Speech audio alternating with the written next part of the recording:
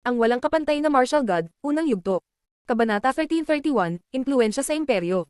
Inilapit ni Linfang ang kanyang ulo sa kanya, iniunat ang kanyang kamay at hinawakan ang kanyang baba. Tumiti siya ng mapait at sinabi, "Kaya hindi magiging problema sa iyo ang pang-aakit sa akin at pagkatapos ay iwanan mo ako."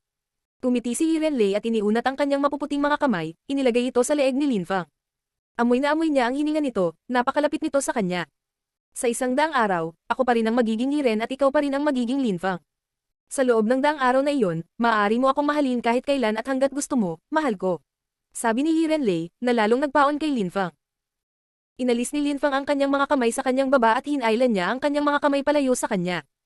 Hindi na siya muling tumingin sa kanya, the sheer abstruse energies could make any man false and he was afraid to fall for her.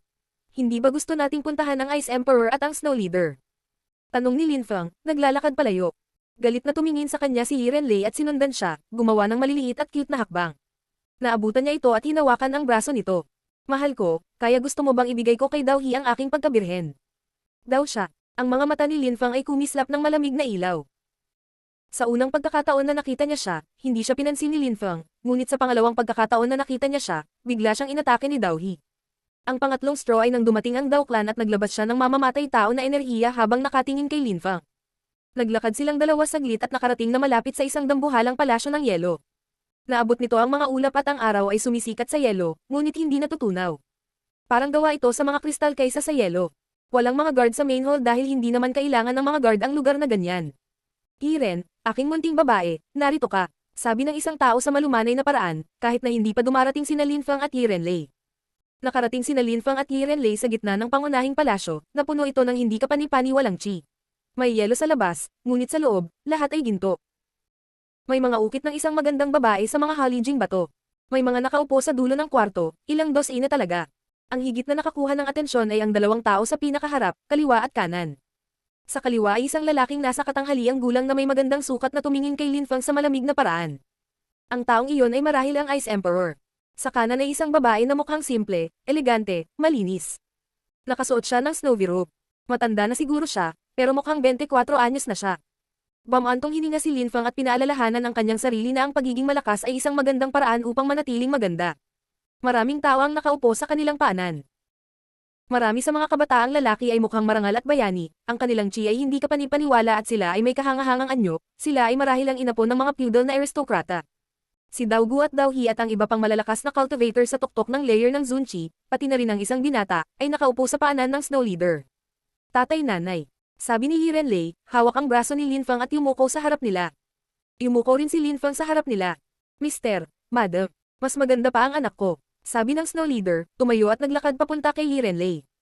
Hinawakan niya ang kanyang mukha, ngunit kakaiba ito kay Linfang dahil mukha silang magkapatid, hindi mag-ina. Tumingon ang pinuno ng niebe at tumingin kay Linfang. Tumiti siya ng manipis at sinabing, "Iyan ang gwapong maliit na kasintahan ng anak ko." Ha? Hindi na kaimik si Linfang. Little boyfriend. Sige, halika at maupo.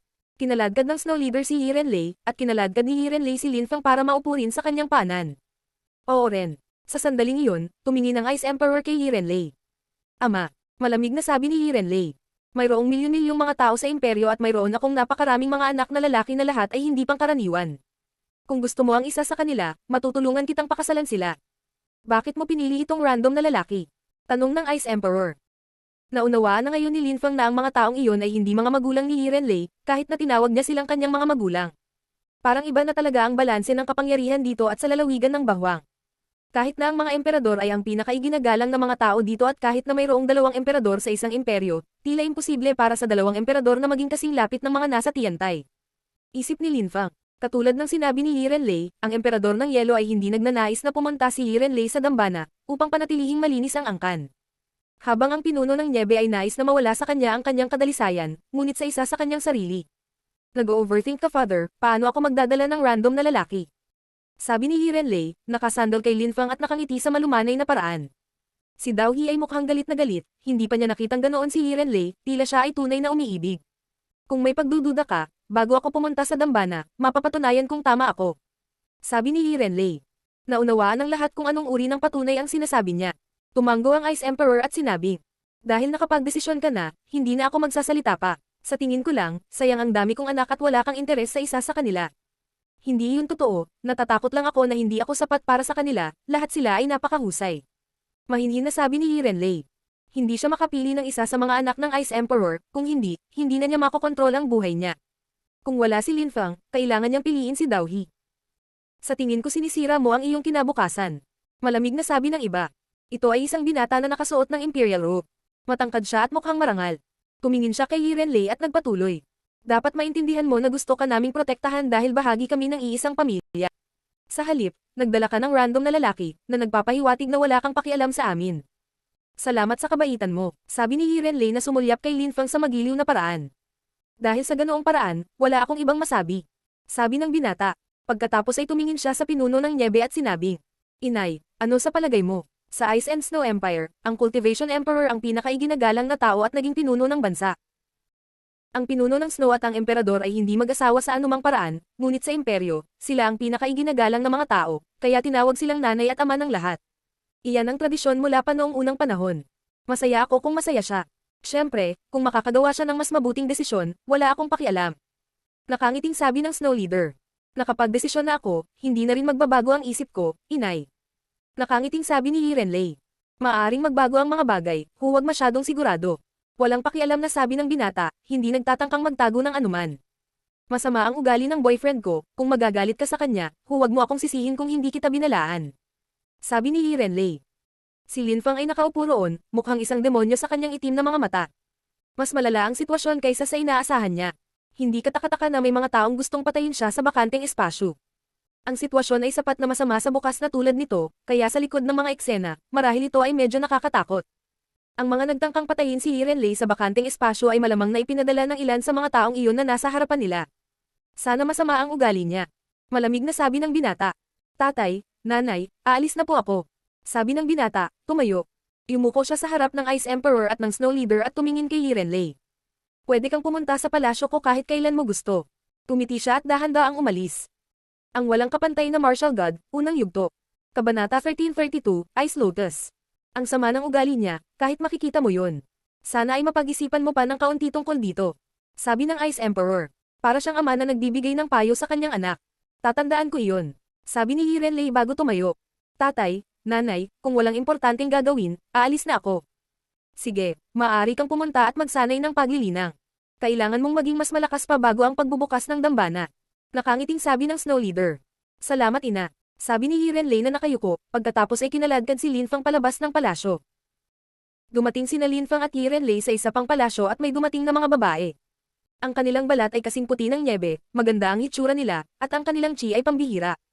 Yiren, bumalik ka. Nabalitaan ko na nagpunta ka sa lalawigan ng Bahwang, napakaganda doon. Tumiti silang lahat sa malumanay at palakaibigan. Ayos lang, mahina hong sagot ni Yirenlei. Iyan ba ang iyong nobyo? Hindi naman siya mukhang espesyal. Dapat nakahanap ka ng boyfriend na mas outstanding kaysa sayo. Tama siya, wala ka bang pakialam sa ibang lahi? Wala ka bang pakialam sa mga kapatid mo? Ang mga babae ay nag-uusap at pinagtatawanan si Yirenlei. Sumimangot si Linfang, ang kanilang relasyon ay magulo. Ayon sa ilang chismis, mayroong isang magulong lugar na tinatawag na Heavens of Desires Palace sa Bahwang kung saan mayroong isang banal na babae na may parehong pangalan sa iyo. Hindi naman ikaw yun di ba? Paano kaya siya? Ang mga babae doon ay mga puta, kahit kanino sila makitulog. Sabi ng isa na tumatawa at nakatingin kay Yirenlei. Tara na, sabi ni Yirenlei, biglang kinaladkad si Linfang. Ngunit hindi sumuko ang mga babaeng iyon, may mga babaeng huminto pa sa harap ni Linfang at ngumiti. Ate, bakit hindi mo ipakilala sa amin ang boyfriend mo? Napakaingay ba ng mga babae sa Ice and Snow Empire? Tanong ni Linfang kay Yirenlei. Gaanong kabastusan? Pagkatapos niyang sabihin iyon, napuno ng nakakatakot na enerhiya ng yelo ang silid. Ang mga babae ay agad na tumigil sa pagngiti at naging pagalit. Tumabi din ang babae. Alam ni Linfang na sila ay nangangisda para sa isang dahilan upang salakayin siya sa buong oras na iyon. Maaring ako ang pinakamahina dito, ngunit hindi ko maaring hayaan ang aking kapatid na manatili sa isang basurang tulad mo. Umihi ka at umalis ka sa Ice and Snow Empire. Malamig na sabi ng babae sa harap ni Linfang. Tumiti si Yirenlei nang walang pakialam at kinaladkad si Linfang. Tumiti siya nang may pagmamalaki at sinabi sa kanya, gamit ang telepathy. Mahal, gawin mo ang lahat ng gusto mo, at kahit anong gawin mo, mananatili ako sa iyo. Kumikislap ang itim na mga mata ni Linfang habang nakatingin sa babaeng nasa harapan niya. Nakalusot na siya sa unang layer ng Zunchi, ngunit dahil siya ang pinakamahina, malamang na nasa 3 antas na ang kanyang mga abstruse na enerhiya. Boom! Tumalon si Linfang pasulong. Hindi na siya mukhang maliit na kasintahan, kundi isang Diyos ng demonyo. Agad na nanlamig ang mga babae nang makita nila ang itim na mga mata ni Linfang. Sinisira niya ang kanilang determinasyon. Umupo, sabi ni Linfang, naglalakad sa sulong. Para bang naging mga sibat ang mga demonyong energies at tumutusok sa mga mata ng dalaga. Agad siyang bumagsak sa ilalim at namutla ang kanyang mukha. Tara na, mahinahong sabi ni Linfang. Tumiti si Hirenlei at inilagay ang kanyang payat na puting braso sa braso ni Linfang. Ano ang nangyayari? Tanong ng dalaga na nakaupo sa lupa. Demonyong mga mata. Bulong ng dalaga na parang may naintindihan. Si Linfang at Hirenlei ay bumalik sa kanyang palasyo kung saan nagtanong si Linfang. Ang Snow Leader ba ay tunay mong ina? Hulaan mo, sabi ni Hirenlei, nakangiti at lumingon kay Linfang. Ang emperador ay may napakaraming anak na lalaki dahil maaari siyang magkaroon ng maraming babae hanggat gusto niya, ngunit ang mga tumatawag sa pinuno ng Niebe na ina ay dapat na kanyang mga tunay na anak na babae, malamang na magkabahagi sila ng kanyang dugo. Kung sasabihin mo sa akin na lahat ay anak ng Snow Leader, hindi ako maniniwala. Sabi ni Linfang. Siya ang tunay kong ina. Nakangiting sabi ni Hirenlei, ngunit nakita ni Linfang na hindi natural ang ngiti na iyon. Inilagay ni Hirenlei ang kanyang mga kamay sa leeg ni Linfang, naamoy niya ang hininga nito nang sabihin niya. Siya ay masama. Dadalhin kita sa lugar na kinaiinisan ko. Sabi ni Hirenlei, hila-hila si Linfang sa ere. Sa kanan ni Linfang ay isang mataas at tuwid na gusali, ito ay ang Ice and Snow Shrine. Nagkaroon din ng napakalaking glacier. Tumingin si Hirenlei sa Ice and Snow Shrine at pagkatapos ay lumipat patungo sa glacier. Damapo dito si Hirenlei at sumunod si Linfang. Nakarating sila sa harap ng isang ice lotus. Mahal, kukunin mo ba ang bulaklak para sa akin? Naglakad si Linfang patungo sa lotus, yumuko, kinuha ito at ibinigay kay Hirenlei. Ang isang babae ba mula sa Heavens of Desires Palace ay maaaring kumilos na parang isang cute at sopistikadong babae din. Kinuha ni Hirenlei ang lotus at ngumiti.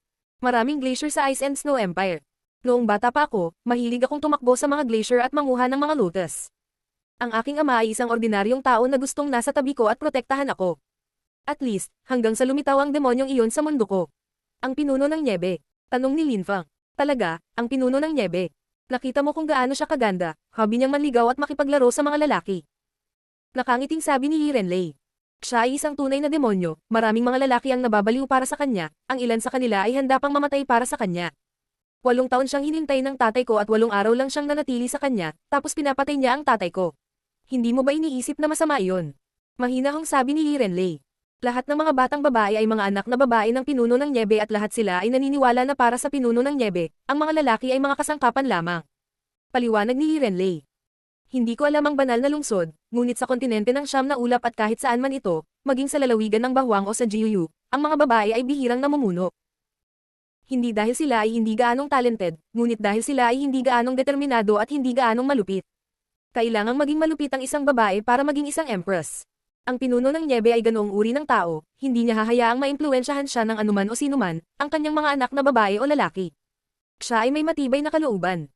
Iyon ang dahilan kung bakit ka nagpunta sa lalawigan ng Bahwang at naging banal na babae ng langit ng palasyo ng Desir. Sabi ni Linfang, gusto mo bang maging katulad ng Snow Leader, magkaroon ng mga lalaki at pagkatapos ay iwanan sila? Hindi, paano ako magiging ganyan? Paano ko iiwan o papatayin ang taong mahal ko? Sabi ni Hirenlei. Gusto ko lang pumatay ng isang tao, ang Snow Leader, pero mas madaling sabihin kaysa gawin. Mahal, tutulungan mo ba ako? Kaya ba gusto mong pumunta sa Ice and Snow Shrine? Tanong ni Linfang. Talaga, sabi ni Hirenlei na tumatango. Sa Ice and Snow Empire, mayroong isang sinaunang alamat na kapag ang isang lalaki ay pumili ng isang Ice Lotus para sa isang babae, kailangan niyang protektahan ito. Hindi ko hinihiling na protektahan mo ako magpakailanman, sa mga susunod na daang araw lamang. Maaari mo bang ipangako sa akin iyon, mahal ko? Dahan-dahan siyang lumapit kay Linfang at naglabas ng Desir Abstruse Energies, na naging sanhi ng unti-unting pagkasunog ni Linfang sa loob. Ang walang kapantay na martial god, unang yugto. Kabanata 1333, mga kasiyahan sa laman. Demonyo ka rin. Sabi ni Linfang nang maramdaman niya ang pagnanais na kumikilos sa kanyang katawan. Si Hirenlei ay mukhang sexy, maganda. Tumayo pa siya sa dulo ng kanyang mga daliri sa paa at biglang hinalikan si Linfang ng mapusok. Nakayakap siya sa kanya, at nangyari nga, ang kanyang katawan ay mahigpit na nakadikit sa kanyang katawan. Hindi ako pareho, malinis at malinis ang pagmamahal ko. Ikaw ang aking unang lalaki, ang aking unang pag-ibig at ikaw din ang huli. Palagi akong magiging pinakamahusay na babae at makakasama kita. Sabi niya sa mababa at sexy na tono. Ang mga damit ni Linfang ay biglang napunit, ang ilang bahagi nito ay lumipad palayo sa hangin. Hinubad ni Hirenlei ang kanyang damit, naiwan lamang ang kanyang underwear. Ang kanyang magandang puting balat ay perpekto, walang mga dumi. Ang mga damit ni Linfang ay patuloy na bumagsak at lumilipad palayo kasama ng hangin. Tanging baluti na lang ang natitira sa kanya, ngunit ito ay may halong balat. Mahal ko, tanggalin na natin ang lahat. Sabi ni Yi Renlei. Kinuha niya ang kamay ni Linfang at inilagay ito sa kanyang balat. Sigurado ka bang hindi mo ito pagsisisihan? Tanong ni Linfang, ang kanyang mga mata ay unti-unting napuno ng apoy at pagsinta. Sa susunod na 100 araw, ikaw at ako lang ang mahalaga. Pagkatapos ng 100 araw na iyon, hindi mo na kailangang pasanin ang anumang responsibilidad. Nahihiyang sabi ni Yi Renlei, inilagay ang kamay ni Linfang sa huling damit na suot niya. Mas masama ka pa sa Snow Leader. Sabi ni Linfang. Siya ay nababaliw, ang kanyang mga mata ay puno ng apoy, pagnanasa. Sa wakas ay hinubad na niya ang kanyang huling damit at hindi na niya napigilan ang sarili. Nawala ang armor ni Linfang, kaya ngayon ay ganap na silang hubad sa nagyayelong mundong iyon. Isang nagyayelong lotus ang lumitaw sa ilalim nila at itinago sila mula sa ibang bahagi ng mundo. Aking mahal, sumuko tayo sa ating makalaman na pagnanasa. Sabi ni Yi Renlei sa mapang-akit na paraan. Agad siyang sumuko sa magandang katawan nito at nagmahalan sila ng matagal. Si Yi Renlei ay umuungol sa tenga ni Linfang. Nakalimutan nila ang lahat ng bagay sa kanilang paligid habang nag-iibigan. Hindi kailanman naramdaman ni Linfang ang ganoong pakiramdam noon, kahit na habang nakikipagmahal kay Xinye, hindi pa niya naramdaman iyon. Tila alam ni Yi Renlei ang lahat ng dapat malaman tungkol sa mga kasiyahan sa laman. Ipinakita niya sa kanya ang lahat. Sa sandaling iyon, naramdaman ni Linfang ang kanyang vital energy na namumuo. Naramdaman niya ang pagsasama-sama niya sa Earth, isang perpektong pagsasanib. Sa mundong iyon, mayroon lamang Linfang at Yi Renlei.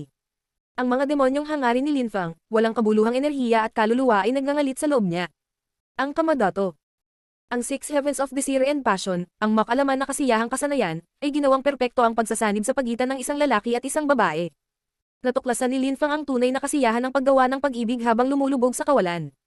Gayunpaman, sa lambot, may tigas, sa tigas ay may lambot, kapag lumubog, maaaring tumaas. Si Yi Renlei ay ang may bahay ni Linfang, siya ang kanyang object, kailangan lang niyang tamasahin ang mga kasiyahang iyon. Pagkaraan ng mahabang panahon, tuluyang nawala ang lotus, nakahiga doon sina Linfang at Yi Renlei. Si Linfang ay nakatingin sa langit, si Yi Renlei ay nasa kanyang mga bisig, ang kanyang ulo ay nasa kanyang mga balikat, at ang kanyang mukha ay pula. Biglang tumayo si Linfang at bumangon sa ere. Sabi niya, babalik ako para magsanay ng cultivation. Tumingin si Yi Renlei sa kanya at sinabi sa malumanay na paraan. Mahal, hindi mo naiintindihan ang mga emosyon. Tapos, tumingin siya sa damit niya. May mantsa ng dugo ang damit na hinihiga nila. Inilagay niya ito sa kanyang singsing at nagsuot ng iba. Bumangon din siya sa hangin, sinundan si Linfang. Mabagal na lumipas ang oras ng gabing iyon.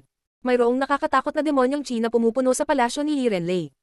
Tila anumang oras ay maaaring sumabog ang silid. Si Yi Renlei ay nakaupo sa isang pavilion, ang kanyang mga pisngi ay namumula, at siya ay mukhang napakaganda. Iyon ang lalaki ko, napakalakas niya. Isip ni Yi Renlei, nakatingin sa silid kung saan nagmumula ang demonyong Qi. Kabom! Sa wakas, sumabog ang maliit na silid at kumalat ang demonyong Qi ng libu-libong metro sa paligid. Tumitaw pa ang mga ulap ng demonyo sa langit. Ha! Si Yi Renlei ay namangha at ngumiti ng pilit. Demonyo ba iyon? Ito ay dapat na mula pa noong unang panahon, marahil kahit na mga demonyong kasulatan. Ang mga kasanayan sa imperial lamang ang matatawag na mga banal na kasulatan. Gaya ng inaasahan, ang mga ulap ng demonyo ay nakaakit ng maraming tao. Isang grupo ng mga sundalo ang lumitaw sa hangin at tinitigan ito. Tumigil sa pagngiti si Yi Renlei. Umalis siya sa pavilion at malamig na sinabi sa mga sundalo. Sino ang nagsabi sa inyo na pumunta rito? Umihi ka, kamahalan, para sa iyong kaligtasan, kailangan kong suriin ang mga demonyong ulap. Pagkatapos ay binuksan niya ang kanyang ikatlong mata at inilipat ang kanyang makajos na kamalayan patungo sa silid ni Linfang. Gusto mong mamatay, sabi ni Yi Renlei. Binuksan niya ang kanyang ikatlong mata at isang malamig na ilaw ang bungad. Kasabay nito, mabilis na kumilos si Yi Renlei, ang mga enerhiya ay tumataas sa kalangitan. Naglalabas siya ng mga enerhiya ng tubig nang lumitaw ang isang lawa sa kalangitan at lumabas ang dragon ng tubig mula rito, patungo sa mga sundalo. Level 5 Abstruse Energies. Namumutla ang mga sundalo. Gusto nilang tumakas ngunit wala silang oras, naabutan sila ng Water Dragon. Mamamatay ang mga pumupunta sa aking palasyo nang walang pahintulot ko, sabi ni Yi Renlei sa malamig na paraan. Ang ilang mga tao ay nagbigay ng kakilakilabot na hiyawan, at ang ilan ay nalunod sa tubig na walang lakas ng loob, ang kanilang mga katawan ay nawawala. Dahil parang napakalakas ni Yi Renlei, maraming tao ang hindi nang ahas na abalahin siya noong mga araw na iyon. Pagkaraan ng ilang araw, ang mga ulap ng demonyo ay naging hindi gaanong naiiba. Kinailangan ni Yi Renlei na maglabas ng ilang enerhiya sa paligid ng silid kung saan nagsasanay si Linfang ng cultivation, upang maitago ang mga demonyong enerhiya. Pagkaraan ng 7 araw, unti-unting nawala ang demonyong si Qi. Nasa pavilion pa rin si Yi Renlei na naghihintay nang tumingin siya sa direksyon ng silid at bumulong. Dapat ay lalabas na siya ngayon. Plop, plop, parang tumulo ang tubig na tumunog. Mabilis, parang may karagatan, at may bagyong kulog. Pagkatapos, lumitaw ang maladugong pulang ilaw mula sa silid na kanyang nililinang. Si Yi Renlei ay nagtataka kung ano ang nangyayari. Lumipas ang maraming oras, ilang araw, at pagkatapos ay naging hindi gaanong matindi ang mga tunog. Pagkaraan ng ilang araw, pumunta si Dao He kay Yi Renlei, tumingin sa kanyang silid at sinabing, "Kamahalan." Lumapit sa kanya si Yi Renlei at yumuko si Dao He sa kanyang harapan, ngunit hindi ganoon kalalim. Hindi na niya ito iginalang gaya ng dati. "Anong gusto mo?" Malamig na tanong ni Yi Renlei. "Gusto kong labanan ang boyfriend mo, isang labanan hanggang kamatayan." Galit na sigaw ni Dao He. Kumalat ang boses niya kung saan-saan sa paligid.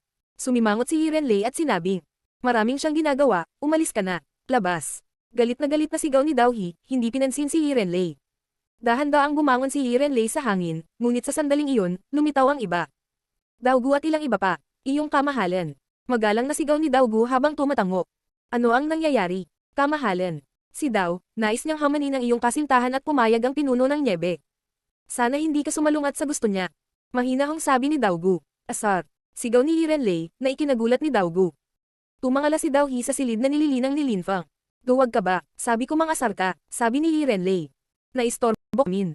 "Dao He, tara na." Umalis ang mga miyembro ng Dao Clan, ngunit mabilis na kumalat ang katotohanan na hinamon ni Dao He ang kasintahan ni Yi Renlei. Ang walang kapantay na martial god, unang yugto. Kabanata 1334, Agresibo at Brutality. Ang ilang kabataang lalaki ay humihigop ng tsaa sa loob ng patio ng teritoryo ng palasyo. Ang lahat ng mga maimpluwensyang grupo ay maaaring pumunta sa palasyo ng Glacier. Kung mas maraming impluwensya ang isang grupo, mas malapit sila sa shrine. Kamahalan, tumanggi si Yi Renlei na labanan ng kanyang kasintahan si Dao He. Nakangiting sabi ng isang binata. Parang ang kasintahan ni Yi Renlei ay pupunta sa layer ng Zunchi. Sabi ng isa sa mga binata. "Haha, Zunchi layer." Tumawa ang lahat. Ang mga taong nakaupo roon ay nasa itaas na ng unang Zunchi layer, kaya ang anumang balita na si Linfang ay tumagos lamang sa Zunchi layer ay katawa-tawa. "Nakapasok ka sa ika-4 na layer ng Zunchi noong nakaraang taon at madali na para sa iyo na sirain ang mga cultivator ng ika-6 na layer ng Zunchi. Hindi magtatagal, magiging cultivator ka sa tuktok ng layer ng Zunchi." Sabi ng isang babae na nakangiting proud sa binata. Nanliligaw siya sa kanya. Balang araw, siya ay magiging isang emperador at siya ay nasa kanyang sopa, natutulog sa kanya. Nakita ni Yi Renlei ang kanyang sarili na isang mahinang kasintahan, gaano katawa-tawa. "Dapat natin siyang ipahiya. Ano sa tingin mo, paano?" Excited na tanong ng isang tao. May nagsabi, "Kamahalan, maaari akong magpadala ng ilang tao sa palasyo ni Yi Renlei at gamitin sila para dalhin siya rito. Kung hindi sila magtagumpay, mapahiya din natin sila." Ang nakasuot ng imperial robe ay hindi nagsalita, sa halip, nagpatuloy siya sa paghigop ng kanyang tsaa. Ibinaba niya ang ulo niya na parang walang narinig. Pagkatapos, ngumiti siya at tumingin sa malayo. Ibig sabihin ay pumayag siya at gustong magpadala ng mga taong magimbita sa kanila. Gaya ng inaasahan, makalipas ang ilang sandali, dumating muli ang mga sundalo sa himpapawid sa itaas ng palasyo ni Yi Renlei. "Kamahalan, ipinadala kami ng ika-6 na prinsipe upang imbitahan ka sa aming lugar." Sabi ng mga kawal. Nakasuot sila ng battle armor at nakalusot sa ika-5 layer ng Zunchi. Napakalakas nila kaya hindi sila kayang patayin ni Yi Renlei tulad ng ginawa niya sa huling grupo ng mga sundalo. "Sabihin mo sa kanya na maraming ginagawa ang boyfriend ko," sabi ni Yi Renlei. "Pwede kang pumunta mag-isa kung walang oras ang boyfriend mo." Matigas na sabi ng mga kawal. "Wala rin akong oras," sabi ni Yi Renlei, sa pagkakataong ito ay naglalabas ng lakas. Sinabi ng ika-6 na prinsipe na kung wala kang oras, magpapatuloy siya sa pagpapadala ng mga tao araw-araw. "Hindi mo kami matatanggihan araw-araw." Walang pakialam na sabi ng taong iyon. Si Yi Renlei ay mukhang galit na galit.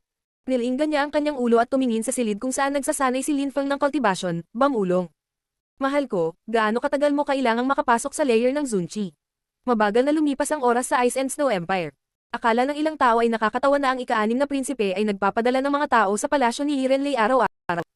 Ngunit si Linfang ay nagsasanay ng paglilinang, ano ang magagawa niya? Kaya lang niyang protektahan ang silid ng mahinahon. Si Linfang ay pupunta sa Zunchi layer at iyon ay magiging napakahalaga. Napapangiti si Yi Renlei ng mapait, hindi siya pinoprotektahan ni Linfang, ngunit pinoprotektahan niya siya. Lumipas ang 2 buwan, hindi na nagpakita sina Yi Renlei at Linfang. Lahat ay pinagtatawanan sila ngayon. 1 buwan na lang bago magbukas ang dambana. Nainis si Yi Renlei dahil nagpractice siya ng Kamadato ang 6 Heavens of Desire and Passion na kasanayan at ang pakikipagkaibigan kay Linfang ay naging lubhang kapaki-pakinabang. Nakapasok na siya sa pangalawang layer ng Zunchi, ngunit dahil nagsasanay si Linfang mula noon, hindi na niya maibukod ang sarili at magsanay sa sarili. Ang ika-6 na prinsipe ay nagpatuloy sa pagpapadala ng mga tao, hinahamon si Linfang. Kahit na wala siyang pakialam sa iisipin ng mga tao, hindi pa rin siya komportable sa sitwasyon. 1 buwan pa. Sa isip ni Yi Renlei, tumingin muli sa silid ni Linfang. Makalipas ang isang buwan, magbubukas ang dambana at wala pang 40 araw pagkatapos nito, magaganap ang pagpupulong ng mga emperador. Isang tunog ang bumasag sa katahimikan, dahilan para manginig si Li Renlei. Tumingon siya at tumingin sa kwarto, nakangiti sa maningning na paraan. Ang mga mata ni Linfang ay mukhang malalim at makabuluhan, hindi siya naglalabas ng anumang chi. Siya ay tumingin kahit na hindi gaanong maluho kaysa sa nakaraan. Kumislap ang silhouette ni Li Renlei at lumipat siya patungo kay Linfang. Iniunat niya ang kanyang mapuputing mga kamay patungo kay Linfang at inilagay ito sa kanyang leeg. Niyakap niya ito at sinabi, "Mahal ko, sa wakas, lumabas ka na. Huwag mo akong iyon sa sandaling makalabas ako." Sabi ni Linfang na tumatawa. Mukha siyang hindi kapanipaniwala, parang may nagbago sa kanya. Dahil ba nagpractice siya ng mga demonyong kasanayan? Isip ni Li Renlei. Ang mga kasanayan ay may mahalagang papel sa buhay ng isang cultivator, kung siya ay nagsasagawa ng masamang paglilinang, kung gayon siya ay magiging mas masama. Nagsanay siya ng paglilinang ng pagnanasa kaya naging mas mahusay siya sa pang-akit ng mga lalaki matapos maabot ang layer ng Zunchi. "Pinili mong makipagtalik sa akin, hindi kita pinilit," sabi ni Li Renlei sa mapang-akit na paraan. Si Linfang ay naon muli. Nagbago siya matapos makipagmahal sa kanya. Siya ay na-turn on sa kanya ng higit pa kaysa dati, na nagpaisip sa kanya na ang Kamadato ang Six Heavens of Desire and Passion na kasanayan ay mas malakas kaysa sa naisip niya. "Gusto mo ba?" Walang pakialam na tanong ni Linfang. Tumiti si Li Renlei nang may pagmamalaki at sinabi, "Sa susunod na daang araw, sa iyo na ako. Ikaw ang mahal ko at mahal ko ang karahasan sa iyo." Bamulong si Linfang. "Demonyo ka." Pagkatapos, niyakap niya si Li Renlei at dinala sa kwarto. Makalipas ang maikling panahon, umuungo na naman sa sarap si Li Renlei. Pagkatapos ng pakikipagtalik, namuo ang kanyang dugo pati na rin ang kanyang sigla, kumukulo pantay ang kanyang dugo. Napatingin siya sa hindi kapani-paniwalang nilalang na nakahiga sa tabi niya, mukha itong hindi kapani-paniwalang mapang-akit, kaya't parang gusto niyang gawin itong muli. "Kamahalan." Sigaw ng isang tao sa di kalayuan. Mabilis na sinuot muli ni Li Renlei ang kanyang damit. Tumayo si Linfang at kumunot ang noo. "Sino iyon?" tanong ni Linfang. "Ang ika-6 na prinsipe ay nagpapadala ng mga tao araw-araw. Gusto nilang pumunta tayo doon, pero araw-araw ko silang tinatanggihan," sabi ni Li Renlei. Lumabas silang dalawa at nakita ang mga cultivator ng ika-5 layer ng Zunchi, gaya ng dati. Tumingin siya kina Linfang at Li Renlei at malamig na ngumiti. "Sa wakas, lumabas ka na talaga. Anong gusto mo?" tanong ni Linfang. "Gusto kang makita ng ika-6 prinse." Pagmamalaki ng taong iyon, na parang isang karangalan para kay Linfang. "Gusto niya akong makita." Ulit ni Linfang. "Oo, papuntahin mo siya dito," sabi ni Linfang. Ang taong iyon ay kumurap ng ilang beses at nakatitig kay Linfang ng blanko. "Gusto mo bang puntahan ka ng prinsipe? Sabi mo gusto niya akong makita, pero ayaw ko siyang makita," sabi ni Linfang. "Sige," sabi nung taong yun. Tapos tumalikod na siya at umalis. Teka. Malakas na sabi ni Linfang. Huminto ang taong iyon at lumingon. "Ano ang gusto mo?" Bumangon si Linfang sa hangin at dumating sa harap ng sundalong iyon. Tiningnan niya ito gamit ang malademonyong mga mata, nakakatakot sa taong iyon. Boom! Agad siyang sinuntok ni Linfang, pinalipad siya. "Ano naman ang social status ng girlfriend ko? Gaano kalakas ng loob mo na magsalita ng ganyan habang lumilipad sa itaas niya?" Agresibong sabi ni Linfang. Kumalat ang boses niya sa buong paligid. Ang walang kapantay na martial god, unang yugto. Kabanata 1335, Matinding Presyon. Si Li Renlei, na ilang buwan nang naiinis, ay biglang bumuti ang pakiramdam. Pinoprotektahan niya siya ngayon, hindi ang kabaligtaran. Tumingin si Li Renlei kay Linfang, na tumabi sa kanya. Sabi niya, "Mahal ko, nagbago ka na, lalo kang naging agresibo. Hindi ba mas mabuti iyon?" Sabi ni Linfang, nakangiti. Ang kanyang mga demonyong enerhiya ay pinalakas ng pagnanasa. "Siyempre mas maganda. Hindi ako makapaniwala na masusuntok mo na ang mga cultivator ng ika-5 layer ng Zunchi na parang hindi ito malaking bagay. Isa lamang itong sundalo, isa lamang siyang ordinaryong cultivator ng ika-5 layer ng Zunchi. At saka, ginamit ko ang malademonyong pangitain ko sa kanya kanina, kaya mas madali." Paliwanag ni Linfang. Para sa kanya, hindi maipagmamalaki ang pagsuntok at paggawa ng isang ordinaryong cultivator ng ika-5 layer ng Zunchi palayo. Kung wala kang malademonyong pangitain, ngunit gamit ang iyong buong lakas, ilang suntok ang kailangan mo? Tanong ni Li Renlei. Sumimangot si Linfang at ngumiti. "Buong lakas. Isang suntok din." Tumingin sa kanya si Li Renlei at ngumiti.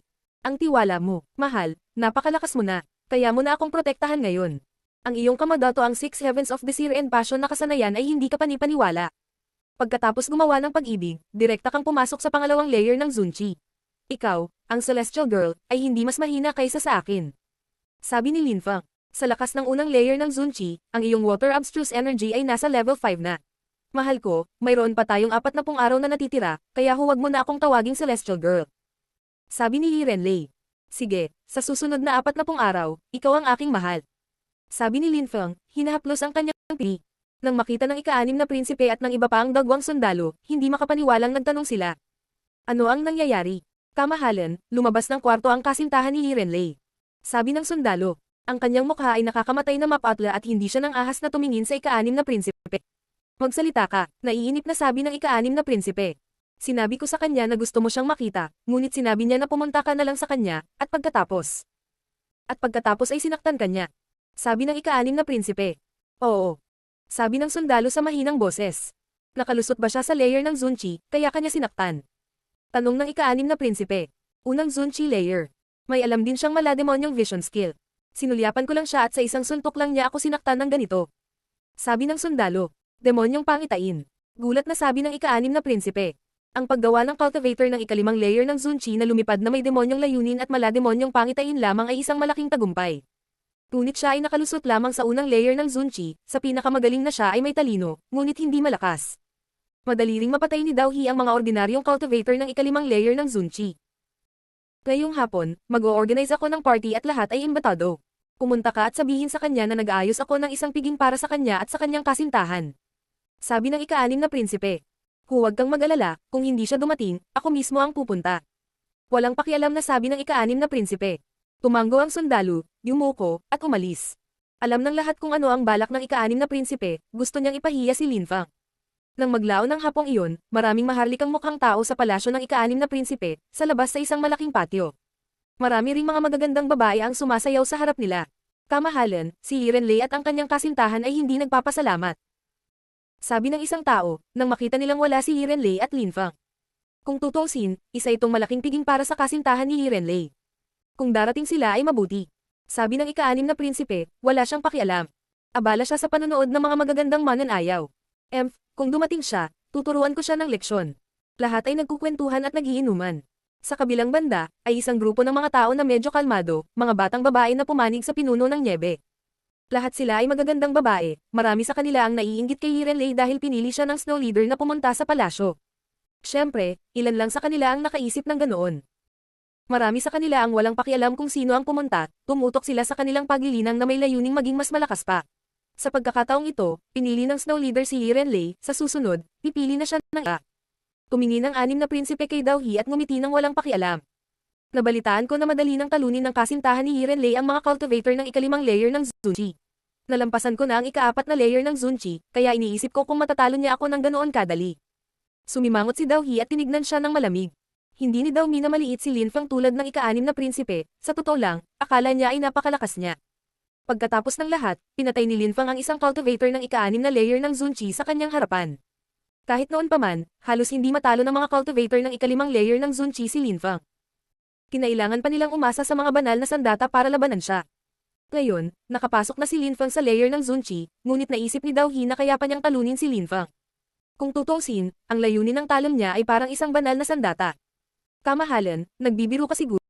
Ang iyong mga kakayahan sa pakikipaglaban ay hindi maaaring tukuhin sa mga tuntunin ng antas ng paglilinang lamang.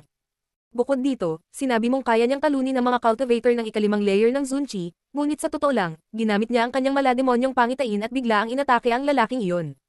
Sa isang tunay na labanan, magugulat ako kung nagawa niyang labanan ng isang ordinaryong cultivator ng ika-4 na layer ng Zunchi, magugulat ako. Siguro na overestimated mo siya, sigurado ako na ako, isang cultivator ng pangalawang layer ng Zunchi, ay kaya ko pa siyang patayin. Pagmamalaki ng isa pang binata. Gusto mo akong patayin, sabi ng isang tao sa di kalayuan. Biglang tumigil ang lahat sa pagtawa at tumingin sa harapan. Dalawang silhouette ang lumitaw, isa sa kanila ay si Li Renlei at ang isa pa. Ang pinaka-nakakainis na bagay ay ang kanyang pagngiti at pagtingin sa kanyang kasintahan. Lin Fang. Maraming tao ang tumingin sa kanila sa malamig na paraan, si Dao He ay naglalabas na ng blade intent. Tinulungan ni Lin Fang si Li Renlei sa lupa at naglakad patungo sa kausap lang. Gusto niya siyang patayin.